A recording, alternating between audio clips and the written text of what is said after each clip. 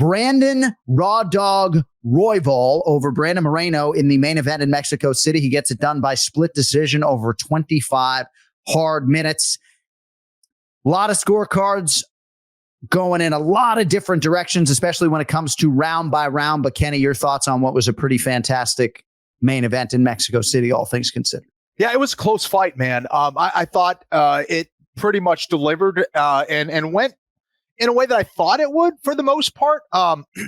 It was certainly close, especially some of those rounds. I think what happened was Royval at a certain point just was pumping out a little bit more volume, and he was able to get Moreno out of his rhythm a little bit. To me, I saw a regression in Moreno's game. I think the last few fights or so, I've seen that a little bit. And Royval just seemed to kind of get better. He seemed to build on his confidence a little bit more, especially in regards to those kicks. Moreno kept running into kicks, and it seemed like every time he was moving forward, he didn't exactly have a very specific plan of how he was going to go in, enter, hit those takedowns, or land those shots, get in and get out without taking damage. And Royval just kept staying busy. I think that having that last fight be a 5-rounder certainly helped him to gain that confidence. I think going 5 rounds for the first time at a high level is kind of a question mark before you do that. After you do that, you're like, okay, I know I can do this. And yeah, I think he just stayed busy enough to probably get it done. I don't think Moreno was bad by any means. He had a very tough opponent in front of him, but I did see a little bit of a regression in regards to footwork and his ability to kind of finish some of that control on the ground when he was able to get there. Yeah, I think that's a fair assessment, to be sure. And there's a lot to sort of digest on the back end of this result because Alexandre Pantoja is the champion. He has legitimate history with both of these combatants, and it seems like he wants to defend his title at UFC 301 on May 4th in Rio de Janeiro, Brazil. So last year at UFC 296, Brandon Royval challenged Alexandre Pantoja, and the fight did not go particularly well for Brandon Royval. So the fan appetite right now, Kenny, doesn't seem to be robust for an immediate rematch between Pantoja and Royval, even if Royval, on the strength of this win over the former champion, deserves consideration. Yeah. There are other names we could bandy about. Amir Albazi has a winning streak, but he's coming off of neck surgery. He's not going to be ready by May 4th. Manel Kape missed weight recently for a fight that didn't happen. Kai Kara-France, at least on paper, has lost 2 in a row. Yeah. Kyoji Horiguchi is a name that people are throwing out there. He's not even a UFC fighter right now, Ken Flo. So what is your best guess as to promotionally what they do if indeed Pantoja wants to defend this belt on May 4th in his native Rio de Janeiro? Well, they might just be in a holding pattern to kind of wait how things play out, right? But I don't know. Right now, based on all those names, listen, Royval would be the only guy available, and I think worthy of getting that next title shot. I think it's hard for a promotion to rely on someone who's not making weight, and certainly on a losing streak. It's going to have to be someone who has won their last fight, who was looking good, and has shown that they are elite. And Royval did just that against an excellent fighter in Moreno. So as of right now, if I'm the promotion looking at who would be that next guy, I think there's only one choice right now. At Anik Florian Pod for the poll question, assuming all parties are healthy / able to fight in just 10 weeks, and by the way, less than 10 weeks now until UFC 301, against whom should Alexandre Pantoja defend his UFC flyweight title in Rio? 31% of you want to see him defend against the winner of a fight this weekend between Alex Perez and Mohamed Mokaev. Then 30% for Brandon Royval, 20% for Amir Albazi. He's not available. And then Manel Kape, 19%. So the majority, albeit a 31% majority, feel like the winner of the fight this weekend, Ken Flo, between Alex Perez and Mohamed Mokaev could determine the next title challenger. Now, I would suggest maybe it's a little bit too soon for Mokaev, but he would be 6-0 in the UFC, and he would have then beaten Alex Perez, a former world title challenger. Certainly for Alex Perez, Kenny, he's barely fought since he challenged Davison Figueiredo. But were he to go out and finish Mohamed Mokaev, perhaps Alex Perez would have a case.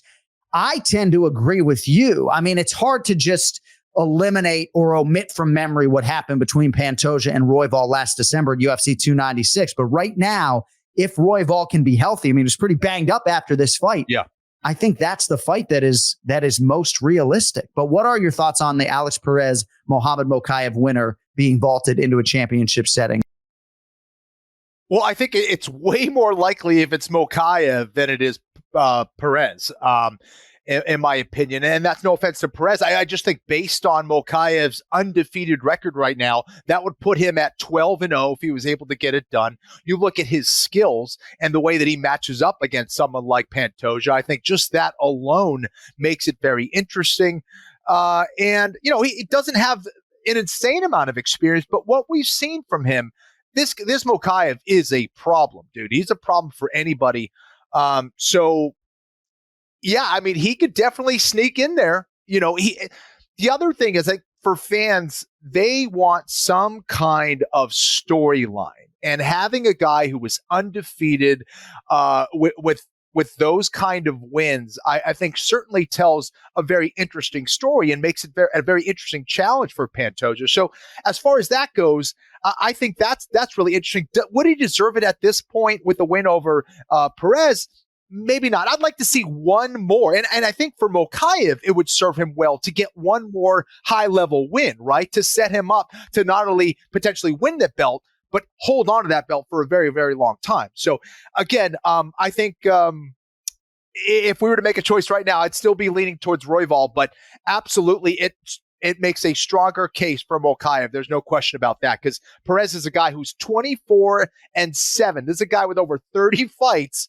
And if you beat a guy like that, who comes from that good wrestling background, who is a good striker, who knows how to put it all together very well, I think that would definitely make a strong case for Mokaev, if not for the next one, but probably the one after that. And you got to think he gets Alex Perez this weekend at the height of motivation. Perez has less than 3.5 minutes of total octagon time dating to his title shot against Davison Figueiredo in November of 2020. So a huge fight beckons this weekend at the UFC Apex in terms of the flyweight pecking order. Now, some fans have acknowledged a little bit of fatigue when it comes to Brandon Moreno constantly fighting these guys that he has fought prior, whether it's Davison Figueiredo or Alexandre Pantoja. This was also a rematch against Brandon Royval. Now, part of that is the issue for Pantoja Royval 3 as a possible headliner in Rio de Janeiro. But in terms of who could be next for Brandon Moreno, I think there's a great chance that it's Henry Cejudo. I'm not sure what Cejudo's appetite is to cutting back down to 125 pounds, or if Moreno would be interested in moving up to 35. But there's a lot of connective tissue between those two athletes, Kenny. Bad blood. They used to be friends. Not the case anymore. Cejudo has called for a fight with Brandon Moreno. I think that makes a lot of sense, especially if you're Brandon Moreno, right? And you don't have an obvious opponent right now. Could do worse than Triple C. Yeah, listen, the storyline writes itself. I think Moreno wants this so badly that he would go up to 135 pounds. I think he would welcome that challenge against Cejudo. And again, I don't want to make this a dig at those two guys, but I do think that if we're looking at the trajectory or the lack thereof from both of those fighters, they're on a bit of a decline, right? If we're being honest. For me, I think what I've seen from Cejudo, what I've seen from Moreno doesn't mean they're not great fighters. They are great fighters. But for me, when I've seen them in their prime, at their best, I don't think that's that right now. It could be there's some transitionary period for those guys to kind of figure some things out. But I think it makes a lot of sense for that reason. It makes a lot of sense because it is a great storyline. It makes a lot of sense because there is beef between those two. And it makes for a great story because both of those guys want this fight. Now, what this does for Moreno as far as, his place in the 125-pound division, it probably does nothing for him in that regard. But you beat someone like Cejudo, that is the big deal based on what he has accomplished over the course of his mixed martial arts career. And I think it does a lot for Cejudo as well to maybe get back on track, to prove himself against another elite fighter in Moreno. So I love it. I think it's a fight we'll see, but most likely we'll see at 135 pounds. I don't think Cejudo wants anything to do with flyweight at this stage of his career. Right. I mean, certainly for Henry Cejudo, he is no longer in bantamweight title contention. He came back from 2 or 3 years away, was immediately given a championship opportunity against Aljamain Sterling. Then he loses to Merab Dvalishvili. So if Cejudo is trying to get back on a championship path, he's going to have to cut down to 126 pounds for this fight against Brandon Moreno. But I'm with you. I just don't see it. I think they do it at 35 as a bantamweight fight. Dana White doesn't like catch weights. I'd find it exceedingly hard to believe that they would do that fight at 130 pounds. Real quick, here's what Cejudo had to say about a fight with Brandon Moreno. So what fight would be better than Triple C versus Brandon Moreno, the Mexican-American versus the true Mexican? And they come together. They do a 5-round showdown at the Sphere in Las Vegas for Mexican Independence Day. I like it. I think if there's any way we should settle it, and enough talking, enough cringing, enough antics, and enough all of that, the only way to get it on Brandon Moreno is I accept your challenge. Let's do it Mexican Independence Day. What you got? You going to sign that contract? Are you a Mexican or a Mexicant? So we'll see what happens. It does appear, though, Kenny, as though Mexican Independence Day, it's going to be a pay-per-view at the Sphere in Las Vegas. And Nate Diaz has chimed in, I think something to the effect of, fuck UFC 300. He wants to fight at the Sphere. I think that is going to be the most requested date and show in UFC history when it comes to the athletes asking the promoter if they can compete inside the Sphere. I have never seen anything like that. Sphere ever. Like, it just, the way that it sticks out, even when it was being built, I was like, what the hell is that thing?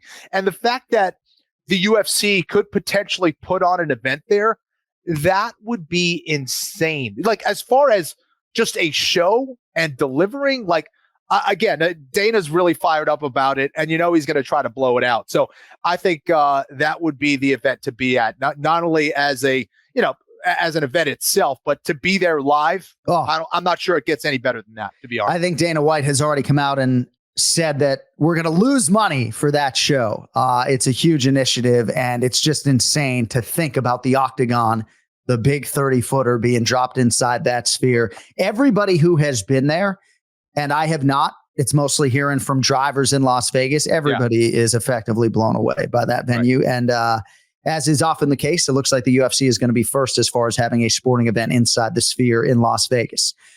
All right, Brian Ortega, T-City is back, Ken Flo.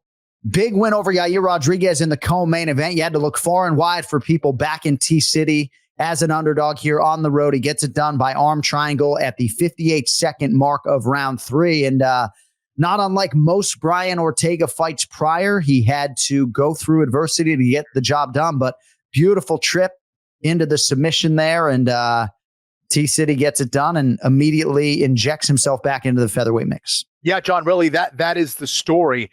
Not only of dealing with adversity, in that first round, but even just to start the fight wasn't even there. It didn't even start yet. And you see him bouncing around. And it looked like he twisted his ankle. I'm like, oh my gosh, are you kidding me? Is it his knee? Is it his ankle? What the hell's going on?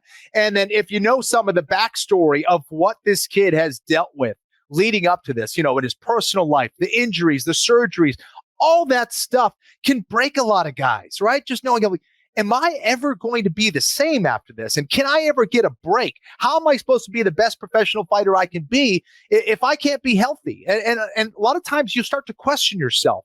And, some of the personal decisions of the people you have in your life, and you kind of have to reassess all that. When all of that is happening on the physical side and the relationship side, all that stuff, that is a lot for any human being to deal with. But Brian Ortega is not just any other human being. It was great to see him, adjust up to that first round. He started realizing, hey, this is where I'm at my best. I need to take this fight to the ground. That's where I'm going to beat Yair Rodriguez. And Yair Rodriguez was helping Ortega do that. It seemed like, for me, Yair tried to make it a fight about machismo, right? And as a Latin guy myself, sometimes we go out there and we lead with, I'm going to be the tough guy out there. I'm going to do this and that. Well, listen, machismo, courage, toughness never gets injected into the equation if you're across from a very intelligent fighter who knows how to execute. And it never comes into play. And that was the difference here. Ortega was able to bring it into his wheelhouse, get that clinch, get that fight to the ground, and took Yair out of the game completely. Yair was not managing his distance very well. He was overcommitting to a lot of strikes. His grappling was completely out of whack. He was exposed in that regard. And as a guy who picked Yair Rodriguez, it's just another humbling experience of, hey, Florian, you got wrecked here, dude. You called it wrong. Which I love, I don't love the fact that I'm behind Brian Petrie as much as I am.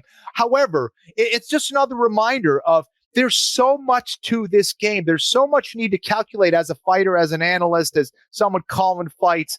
And for me, Ortega really just took over after round one, man. And it was just a beautiful story because of that. Yeah, you put it well as usual. It's definitely a big miss for Yair Rodriguez getting the chance here to sort of prove that there was nothing fluky about that first win against Brian Ortega, getting to do it in Mexico City, and for whatever reason, just not one of his better performances. And there was a lot of talk of Ilia Topuria during fight week, and that certainly drew out some emotion from Yair Rodriguez, who intimated that he wants to fight Topuria sight on scene. They don't need an octagon, right? And now he's not going to fight Ilia Topuria. Perhaps Brian Ortega will be next.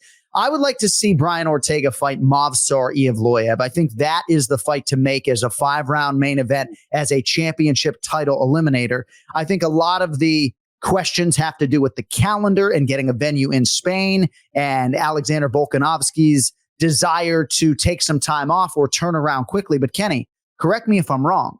Not out of the realm of possibility that on the strength of this win this weekend, that Brian Ortega has set up a date with Ilia Topuria for the undisputed UFC featherweight title. Well, Ortega's a very popular fighter. A lot of people love him, and certainly proved it yet again with the way he performs out there and the kind of heart that he brings into the octagon. So, yeah, I think he set himself up pretty well here. I'm not sure I would put him in that next shot right now, but with everything going on and with all the disruption in the game right now, with the question marks on whether Volkanovski is going to take time off or not, he's there. He's there not only because of the heart and the skill that he brings to the octagon, but because of that popularity. That absolutely matters. Marketing is going to be a part of the game, whether you like it or not. I'm sorry, guys, but that is a part of the game here in the UFC. It is a business after all. Ortega's a popular fighter, and that means stuff. Okay. So yeah, I thought it was a huge spot. All eyes were on him in that co-main event.